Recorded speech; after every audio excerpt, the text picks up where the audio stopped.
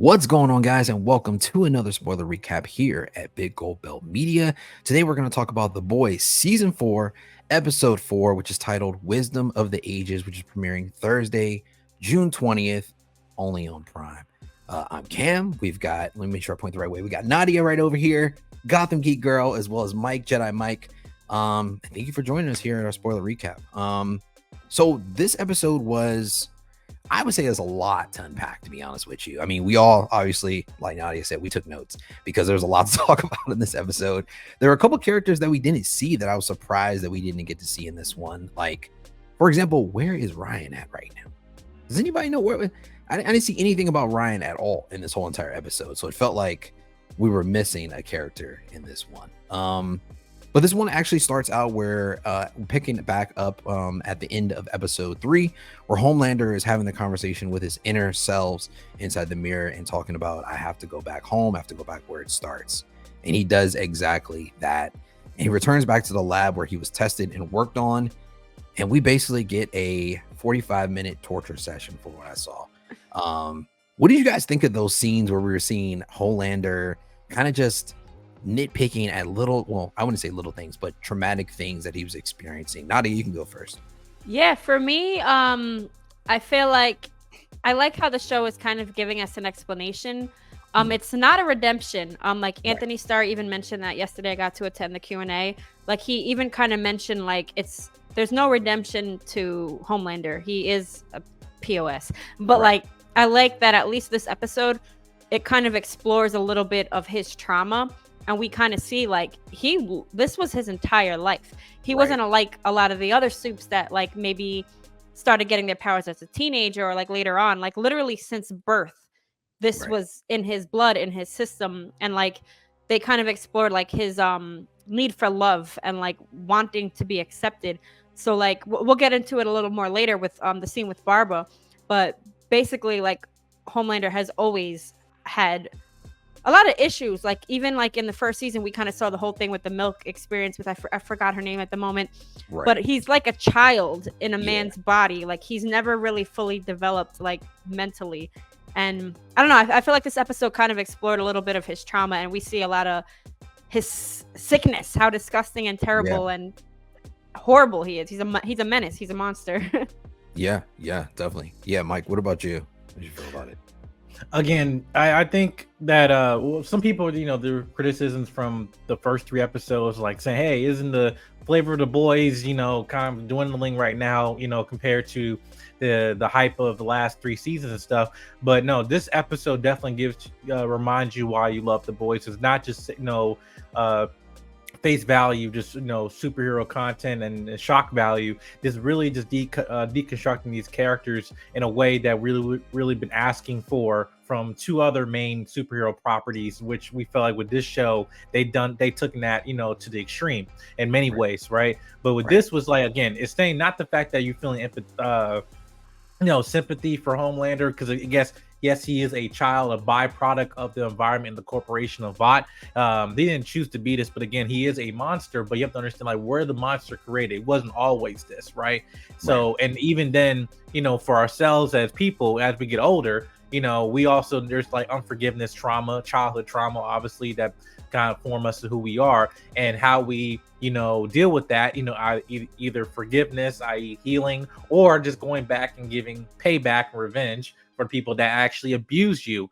In this case with Homelander, again, this just, to me, that this is the part where he's scraping away his humanity to a point where hopefully by the end of this season, that again, this is where Homelander breaks as we get to the final season, as that again, that he has zero any love for or respect for humanity or even himself, and that he kind of carved that out of him by going back to the root and the source.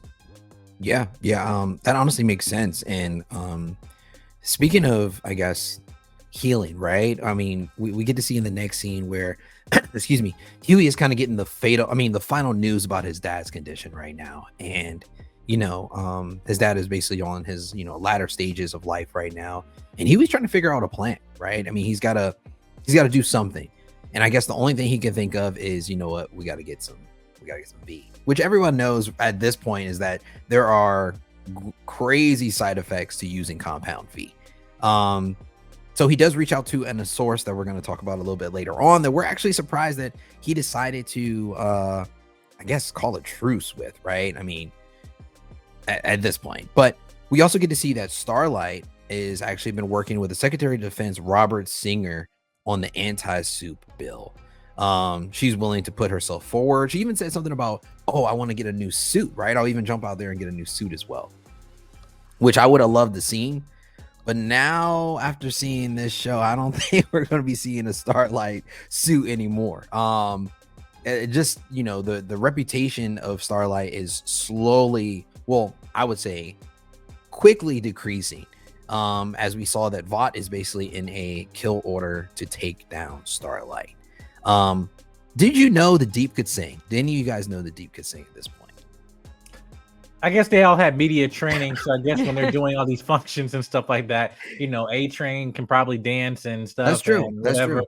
you know, so like, yeah, they any way they can, you know, profit off of that. Yeah, I think so. I wouldn't be surprised that he did that, you know.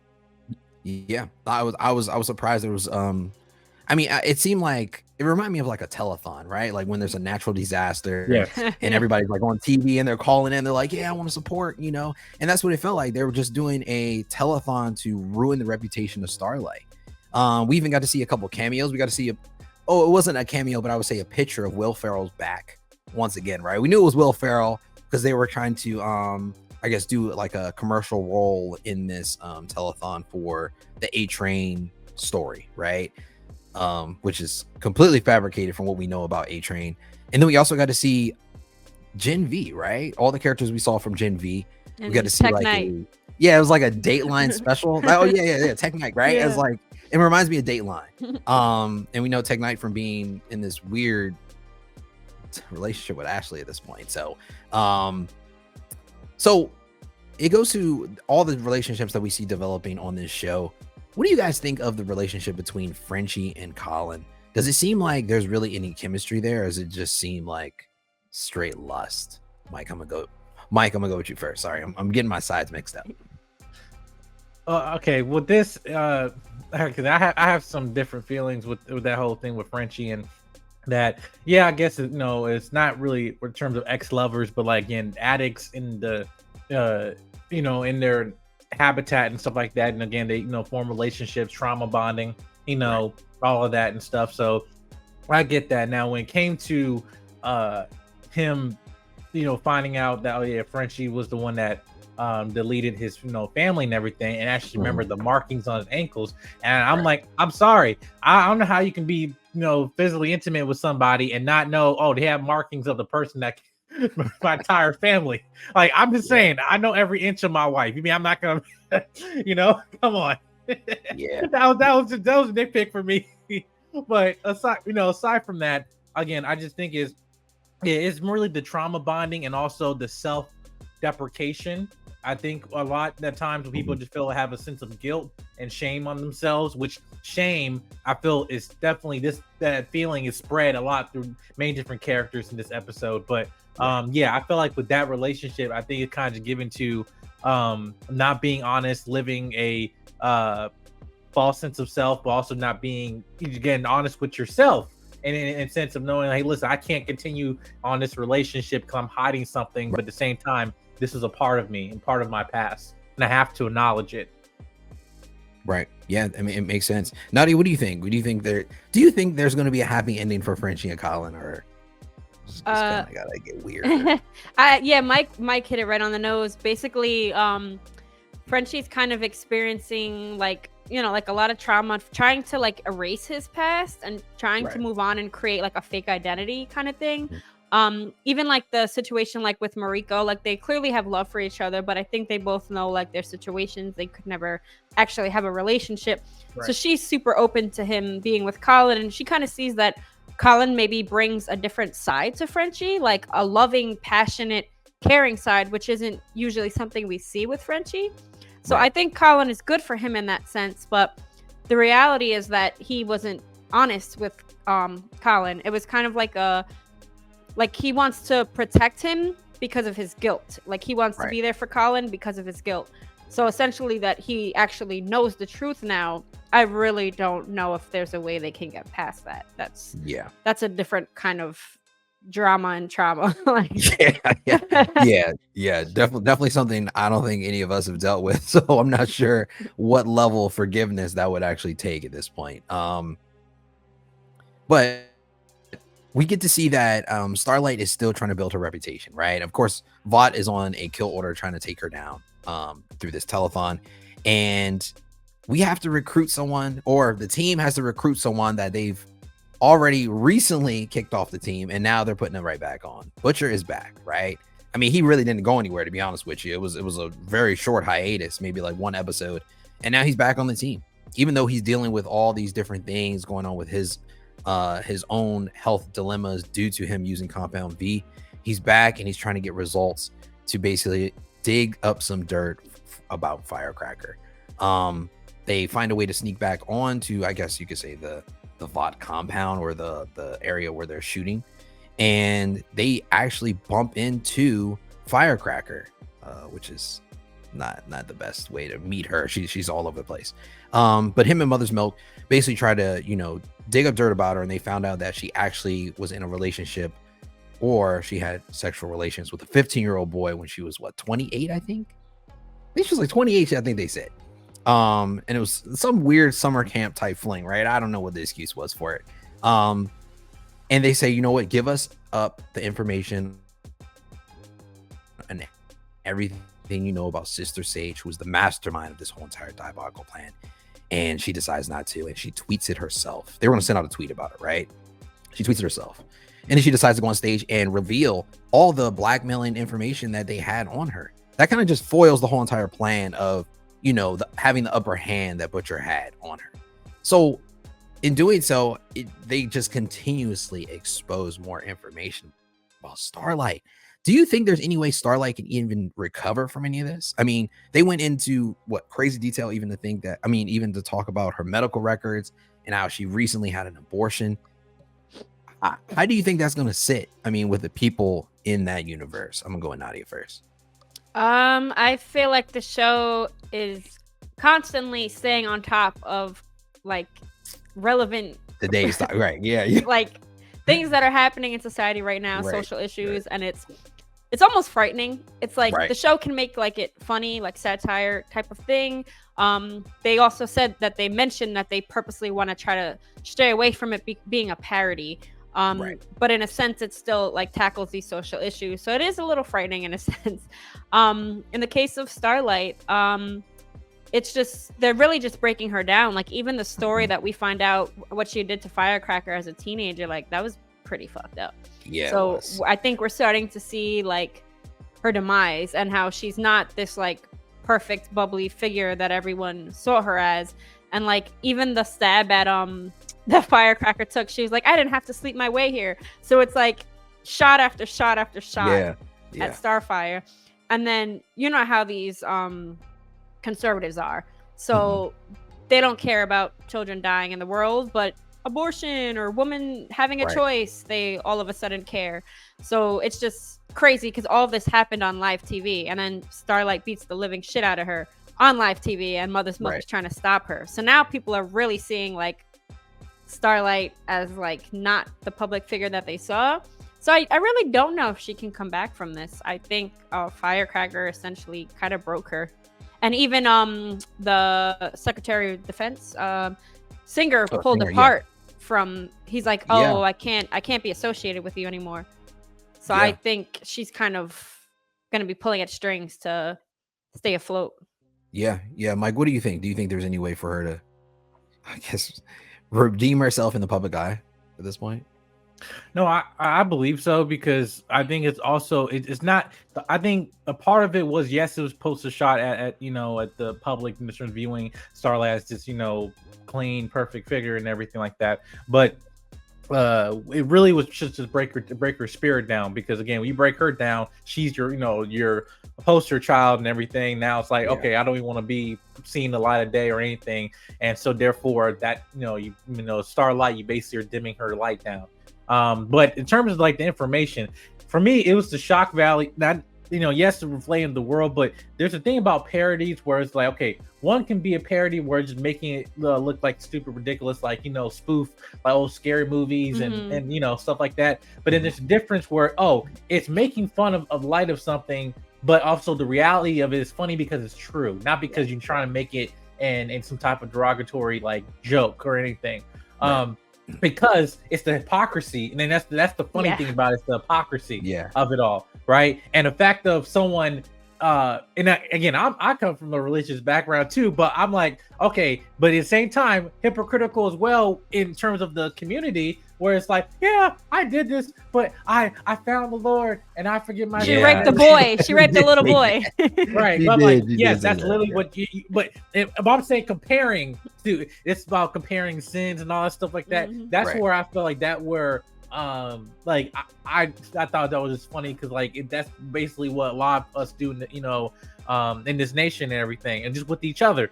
But also when I talk about shame, I think that's the biggest thing that's going to be, bigging her up is the shame. The fact that she reached out to her mother and then, she didn't contact back and other stuff like that. The president, at this point, he can go F himself because this is like, oh, yeah, you're trying to get rid of Starlight because of you lost some Republican numbers and stuff. But yet your vice president you're trying to actually head popper. Right, exactly. So I'm like, yeah. But I just feel like, and I actually, because of that situation, with Hughie and Starlight, to me, again, I thought it was a very big pivotal moment in this episode amongst a lot of different characters. But I think it was just happy just to see a healthy relationship of knowing that he even knew, like, hey, he didn't make him about himself, in that situation. Like, and I'm glad they could have had opportunity where be like, I didn't know about this. How can you not, I thought they were going to go type of rift in the team? But like, no, they already addressed that between each other, and that was like, and I'm glad that they did that, because again, I think it's almost to be predictable. Like, wait, does that mean that he knew about this? No, it just that was between them and their privacy, and I'm glad that they showed just a healthy relationship of a man, doing and stuff, right? Aspiring to her and everything. But yeah, and with the firecracker thing again, now I like how now I don't know y'all catch this, but when that moment happened and she called her that was I think so. Called her, but now have her name, whatever, right. But I don't know if she said that to Starlight or she was saying that to Firecracker. Right. Like, you called me. Yeah, you think I'm one of the good ones. Okay. Yeah. Enjoy the beatdown, sis. Right. I thought that was, I don't know. I think that was directed to her, not to Starlight. Can I bring up a question real quick? Yeah, go ahead. Yeah. So I'm still trying to read Sister Sage. Do you think, because remember, she's the smartest person in the world. Right. Do you think she's playing Homelander? Do you think she's playing both sides? Yeah, definitely. That's what I'm waiting to see, what her ultimate plan is, because she's too smart. She has to be more integral to this plot line. In terms of DC Comics reference, I think she's a carbon copy of Owlman from like the alternate Earth 3 crime syndicate of of the DC Justice League and stuff, because he went against the whole team of saying, oh no, I'm here to destroy all reality. Because again, agent of chaos and stuff, right? I think she's more playing as a neutral figure, like both y'all burn. I'm just putting the strings, on both sides here. Which I think again on her end, I feel, sympathetic for her, because again, she's literally trying to dumb her. We figure out she's trying to dumb herself down because like, I'm just too smart for my own good and stuff. And this can be exhausting, Right.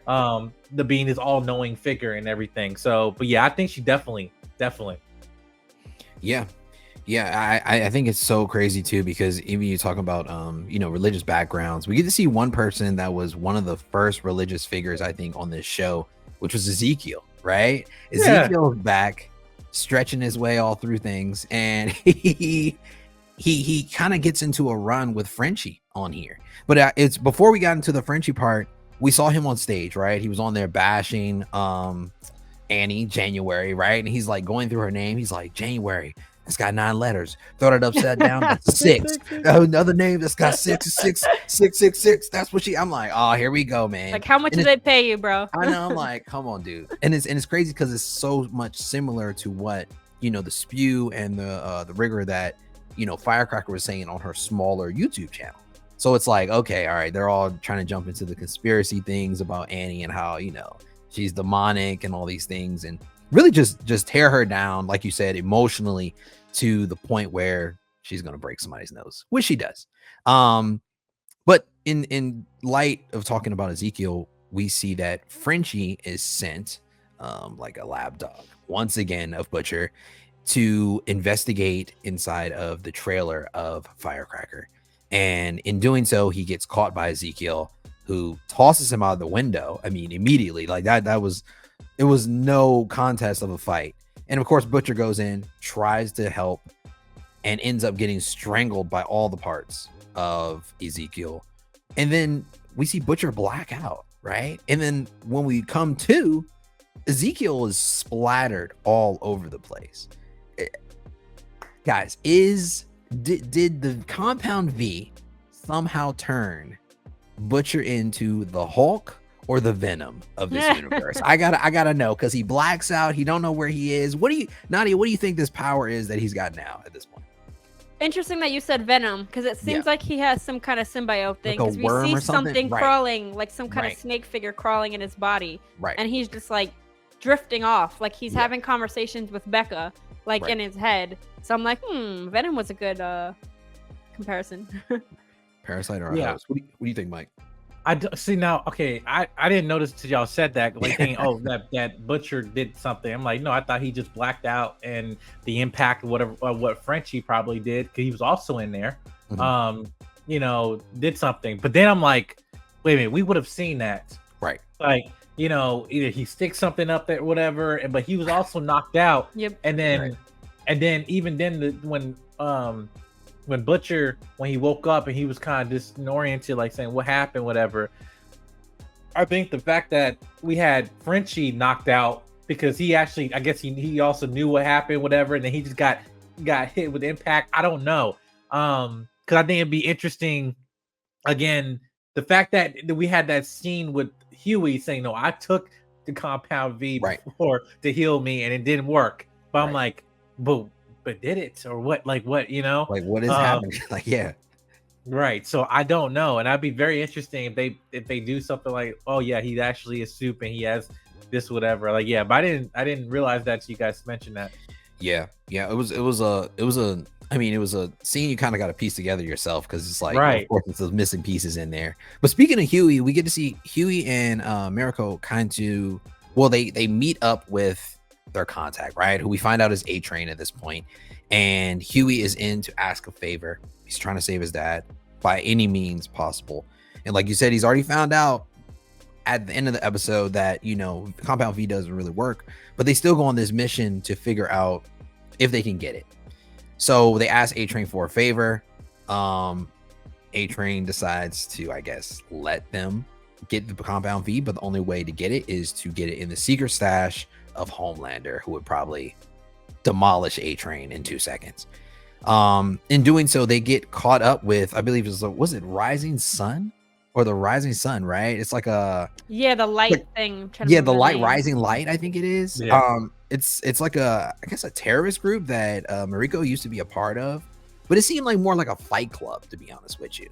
And we get to see her kind of dabble back in with her past, and someone that she basically took up. Was that her sister? I think that's what I was trying to understand. I think she had family in it, right? Didn't she? No, the only family related was just her brother who got who died, right? Okay, but this was just another woman that interacted with her, in the ring and human trafficking, and then they actually gave her a permanent mark on her face and stuff. So that's where she had a vendetta on her for that. But yeah, I don't believe they're related, which is so strange because it just seems like Mirko doesn't seem like that type of person. I mean, obviously now she doesn't seem like that person, but before, such a darker past that she had that she's kind of, left in the past. But in doing so, being caught up by the Shining Light is basically trying to kill both of them.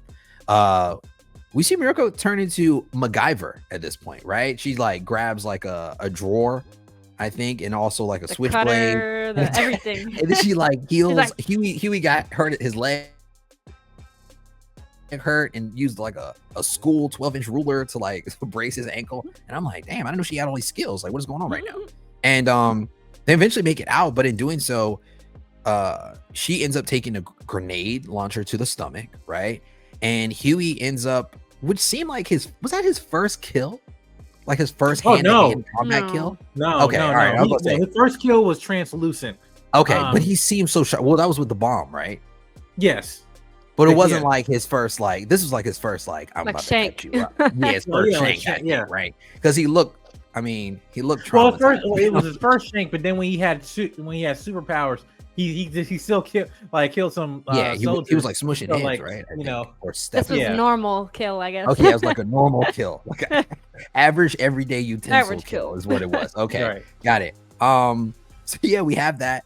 And in doing so, during this scene, A-Train is sneaking around Homelander's, I guess, room, and he finds the little hairs that we talked about before, that's in the little cupboard. But then he also finds the Compound V, and in doing so, he ends up getting caught by Ashley, right? The former CEO. What is her job now? Does anybody know what her job is? Mascot. I'm not sure.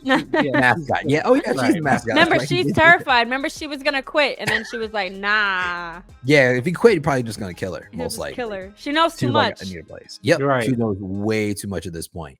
And the only way he catches her, or she catches him, is because she was leaving a crap in Homelander's toilet. So they're both at odds right now, right? So they had to figure out an ingredient. Do you guys have any prediction of what that ingredient was? Because we never got to see what it was. Naughty, I'm gonna go with you first, because it just kind of just was like up in the air. We didn't see anything. I think that they're both just like, I don't want to fucking die. Yeah, at that sense. point. Makes I think sense. that's it, really. Yeah. But if you do want to dig into it, almost wondering if we'll see some kind of team up or like alliances along the line, because like we do see actual kind of redemption from A-Train, feeling guilt, like lying to his family. He just, I think he's, over all these years, like he's felt like a pawn. And even the whole concept of the movie, like basically like he can't just be like a black man that grew up in a household that was happy with his brother. Like they have to do the whole white savior thing. And I think that keeps happening to him. Like they keep making him like the black mascot. And I think he's essentially like tired of that. And then like you even saw like he looked like he didn't want to be there. Like, I don't want to be a fucking actor. Like I'm just being stuck doing all these things for Vought. And then like the whole thing where the Deep was about to go down on him. I think he's just essentially tired of being a pawn, and now he's starting to kind of feel some guilt. So maybe that could like tie in, because how he's helping the boys out, maybe Ashley might somehow become involved in trying to get Homelander taken out or something. Yeah, Mike, do you think there's any more to it, or do you think it was just like we both? No, I think they're probably setting the stage, because again, it's like the whole point is basically where Homelander said, "I don't need anybody," right? And I know the graphic novel, even though the graphic, like writing the show is, definitely taking liberties being away, and stuff like that. But again, with her, she's also sympathetic as well, because she knows that Maeve is still alive, and she let her go. She deleted the footage of the last season, in the finale. So it's like she still has a sympathetic heart, but still is in the game of like, yeah, I'm still messed up or whatever, but I'm also like, I don't want to be here, and I don't like Homelander. So it's like, hey, what we gotta do here, So I think that's probably just doing something to get back at him. Now, no, something major, but it just gets to a point where it's not even gonna be about Vought anymore until the end of the season. It's just gonna be Homelander and like the White House presidency and everything. That's where it's gonna go. Like I'm the man, in the sky, no one else, right? Even his own son. And again, no, it's just me. So I think that's what they're building up to. So again, it might be some interaction with Butcher and stuff like that. Because again, Sage, again, I think it's only a matter of time till we actually know what the full extent of her plan and everything. And then with Firecracker, I feel like she's just like a one season plot. I don't see her continuing after this. So, but yeah. Yeah, no, that makes sense. And speaking of Homelander, matter of fact, let's talk about the death scenes we got to see within the, I guess you would call it the compound for it, right? I mean, that was probably the biggest shock factor in this episode besides Ezekiel exploding all over the place, right? So we got to see the one guy, Frank, who's one of the scientists who, you know, I guess everyone's excuse in this episode is that I was just doing my job, right? And to Homelander's point, he's like, we didn't have to do it, you know? And there's a conversation between him and Barbara that we talked about a little bit earlier, where his need for love and approval is what makes him who he is, right? And what kind of, I guess that is his human aspect that he's trying to disintegrate literally after seeing this episode.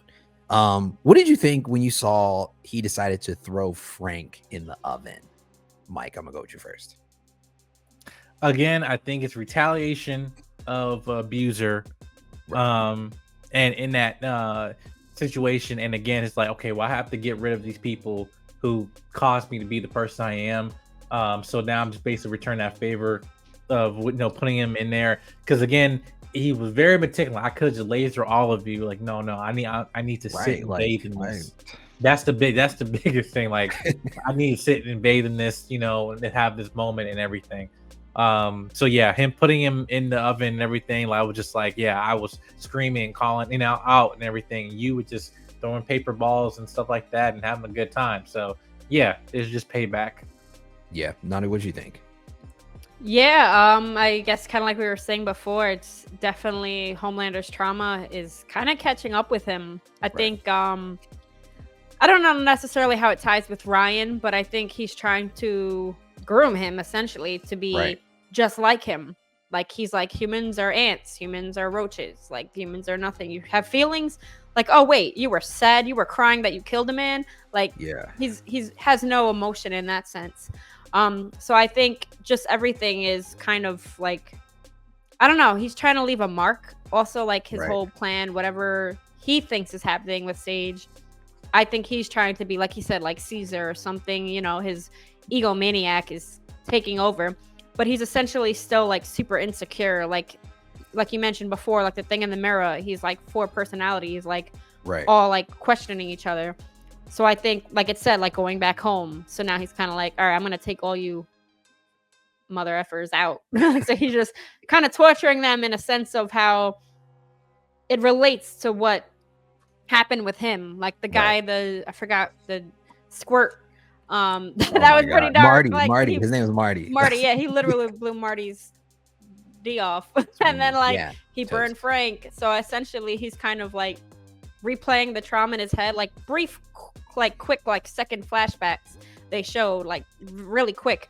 But I think essentially that's just like him replaying the memories and like, all right, I got you. Like, this is what you put me through. He put them in the same situation. Yeah, definitely. And it seems like Homelander has to really believe in what he's trying to teach his son, right? He wants to disconnect himself from being less human by killing off, I guess, the people that hurt him most. They gave him the most, I guess, emotional connection to others or to humans at this time. And of course, he burns Frank after playing a paper ball basketball game with him. And he was like, I remember you turned up the heat on me while you were shooting this. And you were like, or he was just in the background, to be honest with you. He wasn't really, I mean, he was turning it up, but he was just like watching him. He said, even though it didn't kill me, it still hurt.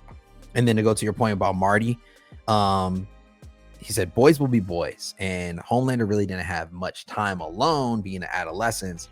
So he would toy with himself, I guess that's the best way to say it, inside of his little room. And one day Marty caught him and called him Squirt. So in doing so for punishment, he made Marty do what boys do in front of everyone and then blew his stuff off at the same time.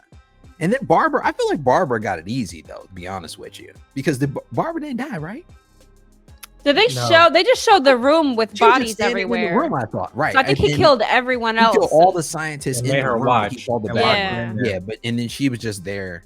Like, that was her punishment, to see everyone dead, I guess.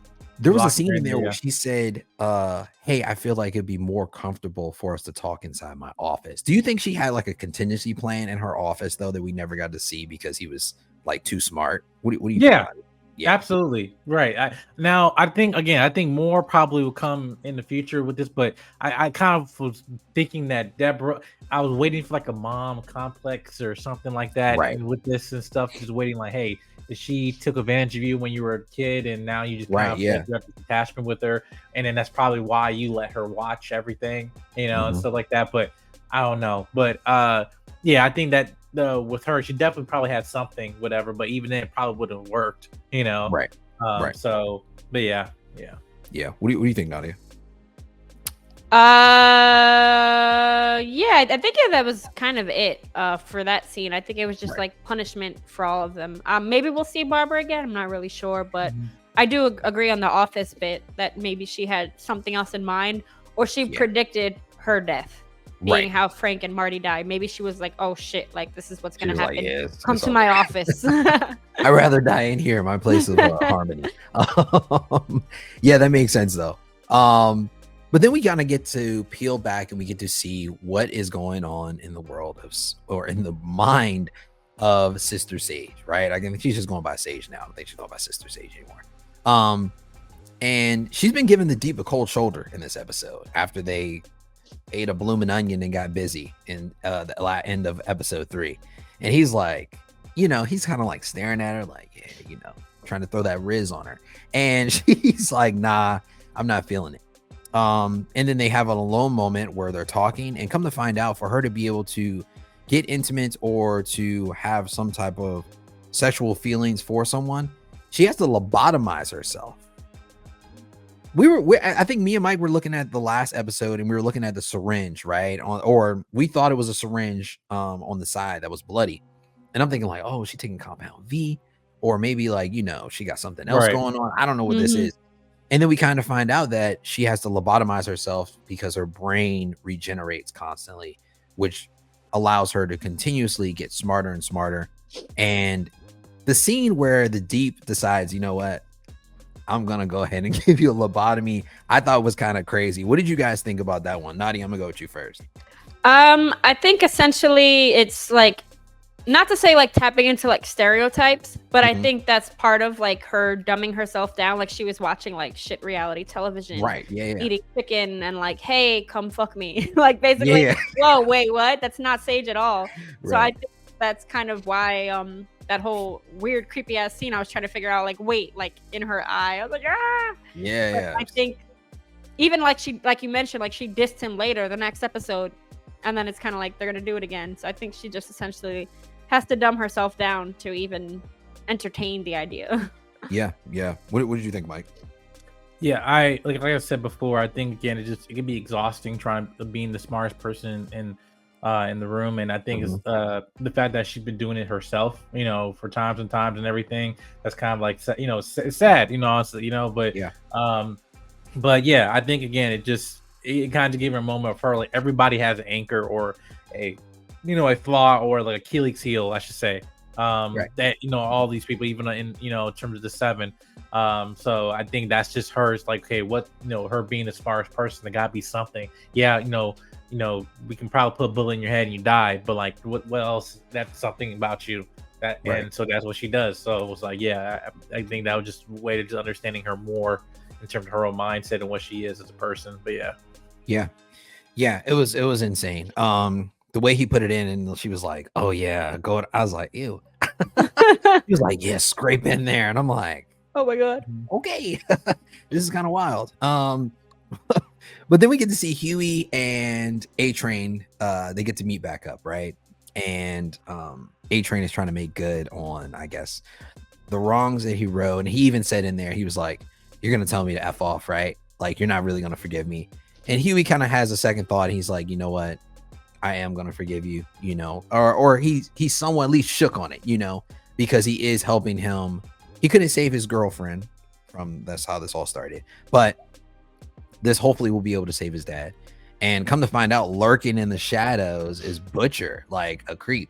And I'm like, where did he come from? Right. And I was like, okay, Venom, right? Venom. That's gotta be it. So he went ahead and just let him know, like, hey, I tried to use compound V to heal what's going on with me right now, and it didn't work. So Hughie jumps back in and decides, you know what, I'm gonna go visit my dad one last time. And he's still kind of debating at the same time whether he was going to give him the compound V or not. And in doing so, we start to see that the dad's, I guess, vitals start to spike, right? His body starts shaking, and the mom finally enters back in the room after Hughie decides not to give it to him. And then we see like in his IV, a little blue dye or whatever goes into his veins. And then Hughie's dad wakes up. Last prediction here, guys. What do you think? Who gave it to her? Who gave it to him? Nadia, go. I think it was in the mom's rosemary. So if Okay. you remember when she first is introduced in the, I don't know if it was the previous episode, that she hasn't been around since he was 6, Right. but she mentions, he's like, how could you work for Vought? They took everything away from me.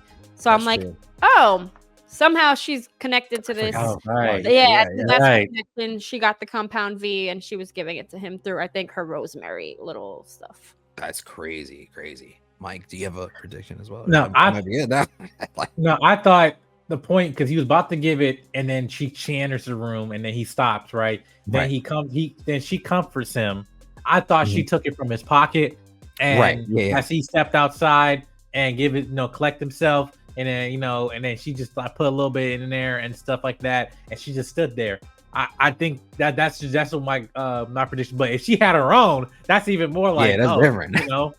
Right. Yeah. Unless, I don't know, maybe A-Train just went in there real quick. He knew exactly That's true. I don't know. But no, probably not. But yeah, I think that would probably be interesting. But to say, I forgot that she worked for Vought. I'm like, so I feel like there has to be a connection for her returning, Right. Yeah. It's got to be something. Mine was like a weird prediction. Mine was like, oh, she's a superpower and her blood actually is compound V. So now mine looks dumb. Nadia, I kind of like yours a lot better I now. didn't know she worked for I think we're all gonna go with that one at this point. Yeah. If you guys had to rate this episode, what would you rate it, Nadia? Out of 5. Out of 5? Out of 5, yeah. It's a weird number. Maybe 4. 4? Okay. How about you, Mike? I'll give this a 4, probably 4.5 or 4.25. I say 4.25 out of 5 because this is my favorite episode of the season so far. Because again, it dissected all these characters, and the biggest theme is basically like your past coming back to haunt you, right? And also everyone is basically just being like their entire image is just being shredded in terms of who they are, their interpersonal relation with their family members and stuff like that. And yeah, I thought this was going back to why we love The Boys. Again, it's more than all the gore. It's just the writing. It's the writing of these characters and everything. And again, and the big highlight for me was just the deconstruction of Homelander, along with definitely with Starlight and that whole thing. Even though it was difficult to watch, I think it was also again just enlightening just to see the outcome of that and see where that can go into in the next episode. But definitely with Hughie and his situation with his parents and stuff, like I was tearing up a little bit, like just the fact like he literally has to keep save his dad, and he's like choose not to. He's like, you basically allowing your dad to die. As like that was like, oh man. And then while also having your abandoned mother be there and stuff, it's just like that's just like come on. It was tackling on it, and I was like, man. And it's just like the difficulties of life and stuff. So that we all go through as adults and everything, But yeah, definitely, I'd really enjoyed this episode. Yeah, same. I would definitely give it a 4.5. Like you said, a lot of different layers of different transitions in life, and a lot of people trying to figure out themselves in this episode. It's not the usual transition episode where you don't see too much fighting, but I think episode 5 is gonna definitely deliver a lot for a lot of us when we get to see it following the next week. Anything else you guys want to add to it? Yeah, for some reason I just thought of something. I was gonna say, Cam, I don't think your idea is stupid. Because like if you think about like her whole depression thing, not to knock that people can't just have depression, but I'm almost wondering if that ties in somehow that she found out something. Like maybe she found out something that she wasn't supposed to know, or something in her, like you said, like her blood, like that we never know. That could also be. That's why I thought about maybe that's why she ran away. Maybe that's why she really took off. Like she can't really expose the reason why she left, but people maybe after or something, you know. But thank you for bringing my theory back to Yeah, life. no, there could be. We don't know. There could be a connection to her leaving him. Yeah, which would make sense too. But yeah, guys, go ahead and check out The Boys season 4, episode 4, titled "Wisdom of the Ages," which is premiering Thursday, June 20th, only on Prime. Make sure you guys check out our personal links down bottom. And if you like content like this and want to see more content like this, make sure you like, subscribe, hit that notification button so you can be the first one to know about new stuff that we drop on a week-to-week basis. And go ahead and check us out at biggoldbeltmedia.com. Until next time, peace. I